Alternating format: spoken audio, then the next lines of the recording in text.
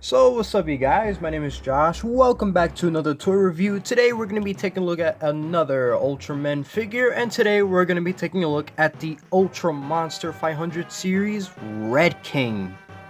You know, it's kind of funny that his name is Red King and yet nothing about him is red at all. Even the series doesn't even like try and attempt to make him red in any way. So yeah, it's been a very long time, and now we're going to be taking a look at another infamous villain in the series, as Red King is one of the most popular kaijus to ever appear throughout the series. He first appeared in the first Ultraman show. He first appeared in episode 8, the Monster Anarchy Zone, which is also the same episode that first gave us Pigmon.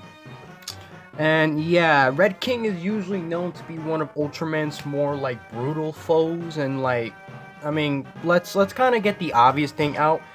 He's sometimes referred to Godzilla if he was a corn on a cob. No, but the synopsis of this character is that he's supposed to be like a skull kaiju. He's like some kind of weird looking dinosaur thingy.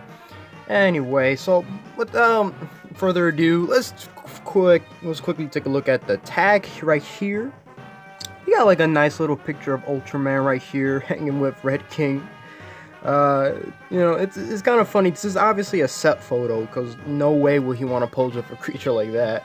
This is number 14. Now, like I explained a couple videos ago, well, a very long time ago actually, that I was going to start reviewing these figures out of order now. This is the inside, nothing inside. This is the back part, that. So, of course, let's take a nice little look at the figure.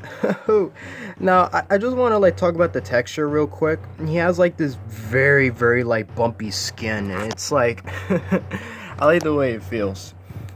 Now, just like with most of these figures, they do look exactly like how they do appear in the show. I really do like this a lot. The nice little bumpy texture you got here. Yeah, come on, camera, focus. Right, we get a nice little look at the face. His mouth is painted a little bit red, so at least we got that going on. See the nice little black eyes. Here we go. I really do love the attention to detail right here.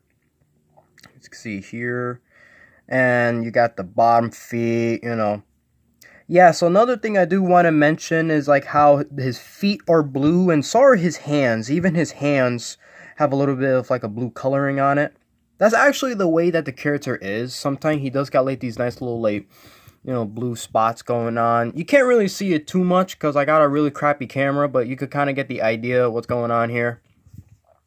Yes, but he does have that. That's not just some weird odd paint job that somebody just decided to add. So, you know, real quickly, of course, let's take a look at the articulation. Now, because this is a vinyl figure, of course, they're not going to have a lot of articulation. The arm moves all the way 360 like that. Both arms are like that. He does not move in the legs, although his tail does move. It can move rather nicely. Yeah. And it looks like his waist can move, but it actually does not. That's when they kind of glued the figure on. If you remember my Zedon review, like I mentioned that sometimes you'll find some figures where you can move the waist, but most of the time they really don't. That's when they kind of like put in the figure. That's when they glue it on there. They do the same thing with the Godzilla figures too. They do the same thing, you know. You think certain parts might move, but they really don't. That's where they like kind of glue it on there.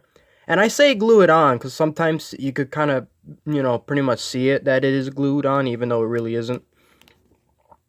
Yeah, so you do have that line thing going on right there. Take a look at this. Yeah. And of course, let's do a couple of comparisons. Here he is compared with Gamora. As you can see here, I just thought I'd kind of do a comparison here, because in the show Ultraman Geed, that show comes out in 2017, but in the show, they kind of both combine together to make one monster, so I thought doing like a nice little quick comparison might be a little cool right there. I reviewed Gamora a long time ago, so if you would like to check that out, please do. See here, they're both almost the same height, almost.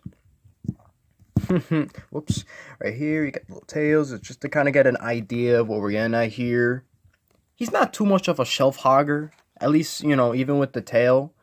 You know, that's another thing that I would like to add, because sometimes these figures do got like really long tails and that you can't really put them on your shelf sometimes. Yep. Here he is compared with another monster. Here's Kenny-Gon. Kenny-Gon first appeared in the prequel show Ultra Q. Well, it's not really a prequel. Ultra Q is the first Ultraman show, but, you know, just to kind of give you an idea, just thought I'd kind of compare him to another monster real quick. I should probably review this guy too. I should definitely review him sometime in the future. But only because, you know, he hasn't really appeared too much in the series. He only appeared pretty much in Ultra Q. I think when Ultraman Ginga came out, I think there was like a live show or performance, something like that, and then they featured this, so that's why we get a figure of Kenny-Gon, which I thought was pretty neat, not gonna lie. Yep. Let me, of course, compare him to the Big G. You got Godzilla. Obviously, he towers him because, you know, this is a movie monster series figure, but just to kind of give you a good idea of what we're dealing with. And like I say, a lot of people like to joke around saying that Red King is like Godzilla, but if he was like a corn on a cob, which that I will never let go, because Red King definitely just does have that kind of weird look to it. You know what I mean? Oh yeah. I mean, where are my manners? Let's bring out the superhero himself. Here he is compared with Ultraman. Yeah, so normally, of course, he's supposed to be a little tiny bit taller, but this is a pretty good size too. Normally, I don't really have too much of a problem when it comes to sizing. As long as the figure looks good, I really don't care about the size. Obviously, they're pretty close. Pretty close. You know, almost. But don't worry, you know, like I say, it's not really much of an issue as long as the figure at least looks good. So I still give this one an A+. I still give Red King a nice, good 10 out of 10, because he is really an amazing figure. I really do like him a lot. He does look just like how he's supposed to appear in the show, and that's what I really like about this toy line as a whole. Yep, so of course, that kind of does it with the review. Now, I know that this video has been long overdue. I was supposed to do this a long time ago. I know, like, some people kind of ask me to do more. Hopefully, I should be doing more soon.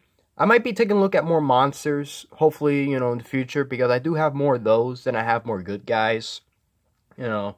So, you know, that's kind of where I am right now. Hopefully, I will have some more videos uploaded with me doing toy reviews, because, like I say, it's been a while since I've done one of these. So, I'm glad to be back, and I hope you guys, you know, enjoyed the video. Leave a like and subscribe. And, of course, as always, I will see you guys in the next one. Peace out.